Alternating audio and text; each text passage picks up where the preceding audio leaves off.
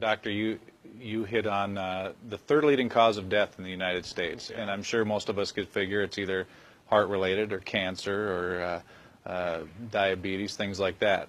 Can you clue us into what that is and why? Yeah, okay, and thank you for asking that, because this is the 10,000-pound gorilla in the room that nobody's talking about. The third leading cause of death, as published in the Journal of the American Medical Association, is MD-directed treatments. This means you go to a medical doctor, an MD.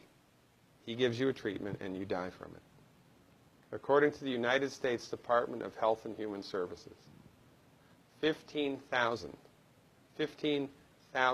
Medicare patients a month are killed by MD treatment, and nobody goes to jail. A handful of terrorists fly 2 planes into the Twin Towers. 3,500 people die, and we go to war.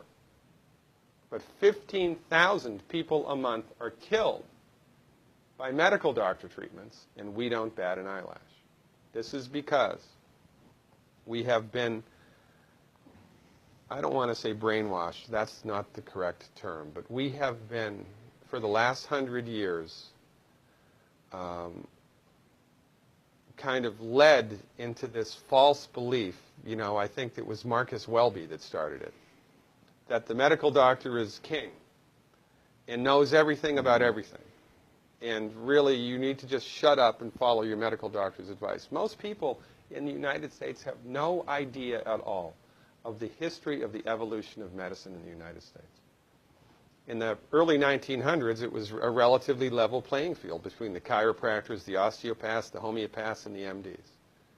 In 1915, 1920, there was something called the Flexner Report. The Carnegie Corporation funded this man named Abraham Flexner. He went all around the country, and he went on stagecoach and train and horseback. This was before the interstate highway system, right? Took Flexner 5 years to do this. He went all around the country and did an inventory of all of the medical schools that prescribed drugs. He brought the list back to the Carnegies, who owned drug companies, and then the Carnegies and the Rockefellers gave millions of dollars of free money to the medical schools and hospitals in the United States that were prescribing drugs. That was the beginning of the end. After the Flexner Report, there was no more level playing field in the United States. And the MDs started a juggernaut that's taken off. Most people in the United States think that the predominant medicine here, MD-directed pharmaceutical medicine, we think that those guys are top dog because their therapeutics are better than the homeopaths or the naturopaths or the chiropractors. It's not. They're in the driver's seat because of political and financial coalitions that were built at the turn of the century that most people have no idea of at all. And it's a gigantic problem. And I mean, it's crazy, right? It's the third leading cause of death. And yet, when the government makes noise about messing with people's insurance, everybody freaks out. Mm-hmm. And that's a whole other thing to talk about, isn't it? Because what is medical insurance? When you buy medical insurance, what are you doing? You're betting that you're going to get so sick you will not be able to afford it. Mm-hmm. Right? Yeah. Right.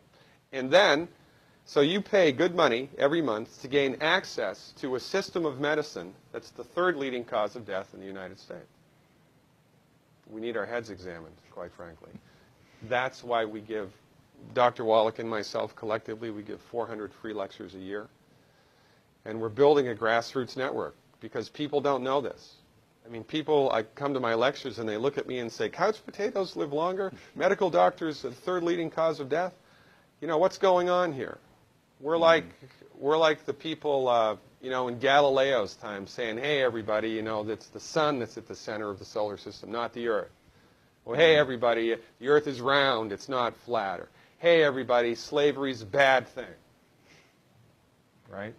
This is we have a social agenda here. Why do we have a social agenda? Because people are suffering needlessly.